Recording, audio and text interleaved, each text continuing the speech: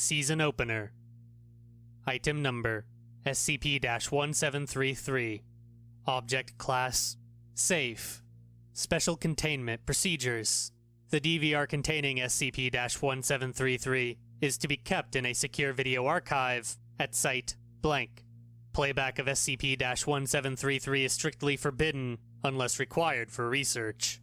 Personnel must contact Dr. Geller for permission to study SCP-1733. Description: SCP-1733 is a digital recording of the 2010 to 2011 NBA season opening game played at the TD Garden in Boston, Massachusetts, on October 26, 2010, between the Boston Celtics and Miami Heat. Agents monitoring social networking sites were alerted to SCP-1733 when Boston native blank complained in a Facebook thread on October 27th about a technical foul in the third quarter involving players Ray Allen and Chris Bosh that never occurred in the original broadcast. When confronted, blank uploaded the relevant segment, much to the confusion of his derogators. Foundation agents embedded in Facebook's moderator team deleted the thread and procured the IP addresses of all individuals present at the chat at this time to locate and administer Class A amnestics. The Motorola brand DVR containing SCP-1733 was recovered for study. Study of the footage has since revealed the nature of the recording's anomalous properties. Although initially diverging from the original broadcast only negligibly, such as quarter-point totals and occurrences of fouls, SCP-1733 has begun to markedly digress from the content of its earlier playbacks. Recorded entities have been observed to retain memory of previous playings, and as such have developed a burgeoning awareness of their existence. It is hypothesized that playbacks impart an unquantifiable measure of cognizance to the entities inhabiting SCP-1733, with consecutive playings greatly expanding recall of previous events. This effect is cumulative and extends to all persons in the area. Quality of awareness has progressed from reported feelings of intense deja vu by commentator personalities Mike and Tommy to a near-eidetic memory of preceding playbacks. However, to note, no entities inside SCP-1733 have ever addressed the viewer directly or shown awareness that they reside in a digital recording. The individuals in the recording are virtually indistinguishable from their real-life counterparts in talent, behavior, and mannerisms on court. Fans in the crowd also appear to be real human beings in all respects, and Foundation inquiries into the current status of these persons has found nothing of note. For all intents and purposes, recorded entities appear to be the actual individuals, but somehow abiding in a digital medium. TD Garden records have put the number of people in attendance on October 26, 2010 at blank. It was initially thought the purpose of SCP-1733 was to depict an infinite number of game outcomes, since players were able to modify offensive and defensive strategies during every playback. By playback 34, players and coaches became so keenly adapted to the opposing team's playbook that the score remained 0-0 until 3:34 in the first quarter. As quality of recall was still weak in early-stage iterations, memory of preceding playbacks likely manifested as a vague intuition felt by players, fans, and team personnel alike, interfering with their ability to grasp the full scope of their situation. By playback 45, however, comprehension of their predicament had reached such a point that players declined to play altogether and assembled with the rest of those in attendance to formulate possible escape plans. It is the conclusion of Foundation researchers that the inhabitants of SCP-1733 are imprisoned in the setting of the recording, as they have been unable to exit by any means. Doors leading out of the arena have not yielded to an estimated force in excess of blank newtons. The assembly has also been unable to exit from locker rooms, player facilities, and skyboxes. Waiting for patrons arriving in at scripted points prior to the start of the first quarter has also been unsuccessful. Individuals leave by where patrons entered and are then unable to navigate and escape from the adjacent corridors that girdle the main arena. Escape attempts have since grown more desperate and have included failed attempts at constructing makeshift explosives, all-out rioting, the fracturing of the assembly into 3 opposing factions, and by playback blank, the ritualistic murder and disembowelment of players in the hopes of appeasing whatever it is that confines them. See Timeline Document 1 for details. However, upon the beginning of a new playback, all persons are returned to their pregame status unharmed. Researchers have been unable to duplicate the effects of SCP-1733 with other recordings made by the DVR, confirming the device is not the source of SCP-1733's aberrant properties.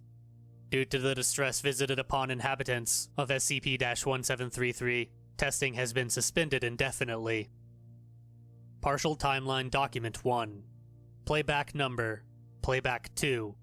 Notable developments. First recorded deviation from recorded broadcast.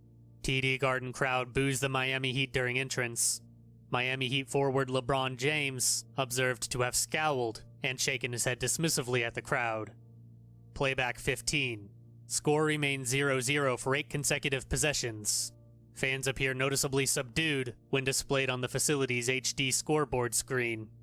Celtics power forward Glenn Davis is able to execute a crucial block late in the fourth quarter on LeBron James he could not complete during the original broadcast, securing the Celtics' lead. Commentators note Glenn Davis's dedication to performing well on both sides of the court, in spite of the Big Three's blistering ball movement on offensive plays. A nascent awareness of previously played games has begun to form. Playback 26. First Miami Heat victory, 112-85. Crowd becomes aggressive, shouting obscenities and hurling foodstuffs at the Celtics. Color commentator Tom Heinsohn understood the frustration, criticizing the Celtics coaching staff for becoming so complacent after having cracked the code of the Miami Heat offense. As this was the first game together for the Miami Big Three, it is unlikely any coaching personnel would have become so adjusted to an unfamiliar offense in a single game. Playback 27. Commentators Mike and Tommy note a feeling of deja vu during the Heat's grandiose entrance. Crowd remains subdued during key Celtics plays. Celtics emerge the victors, prompting Tom Heinsohn to remark, "The Celtics have come a long way, winning back the hearts of their fans." When asked to elaborate by Mike Gorman, Heinsohn could only respond that he felt the team had an embarrassment to atone for, but could not specify further. Playback 44. Teams emerge disoriented and confused. Game is suspended. Majority of time is spent by medical professionals assessing the mental state of players, who remain convinced they had dreamt playing the season opener frequently the previous night. When informed of the situation by team staff, commentators Mike and Tommy affirm the same feeling.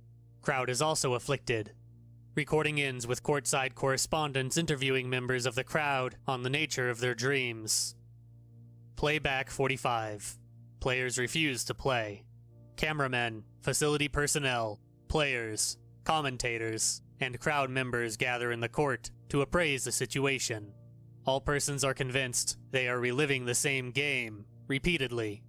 Doors are tested but cannot be budged. Recording closes as crowd begins to fashion makeshift weapons to pry open doors. Last instance of camera being manipulated by the camera crew. All following playbacks are seen through a single static shot of a broadcast view camera. Playback 51. No attempts to exit the building have succeeded. All exits in the arena and adjacent areas remain sealed. A physical altercation in balcony section 318 between an inebriated group of college-aged males and one older male leaves the older male concussed on the floor and unconscious. As broadcast camera is unable to pick up audible voices on opposite side of the arena, presumably the dispute occurred over the group of males not assisting with escape plans. First recorded violent incident. Playback 52. The man knocked unconscious in previous playback is returned to previous state unharmed upon the beginning of current recording. The man ambushes and bludgeons one of his attackers to death at 34:12 mark.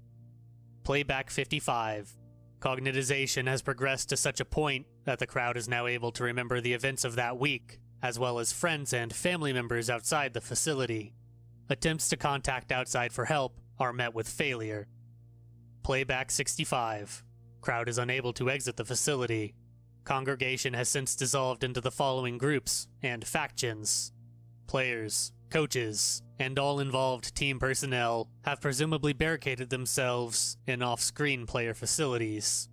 The infirm and parents accompanied by their children have retreated to the northeast corner of the balcony rise and have elected to wait out playbacks as they occur, marking their territory with a Celtics championship flag draped over Section 320.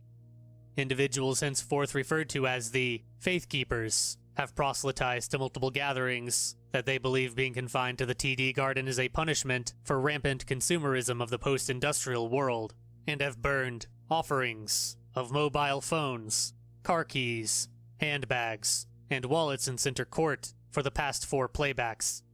The group comprises Boston churchgoers and redacted. A notable portion of adults, numbering approximately blank individuals, however, remain diligent in formulating escape plans. Playback 73. The Faith Keepers grow in number after previous playback incident, where 3 males were severely injured by an improvised explosive fastened to an exit door. No damage to the door is visible. Playback 95. Hedonistic displays of sex and violence have sufficiently curbed the efforts of proselytizers. Makeshift curtains are hung around the site of an orgy at Lodge 8 at the urging of Section 320 members. Playback 112. Conditions have deteriorated considerably. Blank individuals leapt from balcony section in opening 10 minutes of Playback 112. Playback blank. Faith Keepers storm player facilities to retrieve Paul Pierce and LeBron James.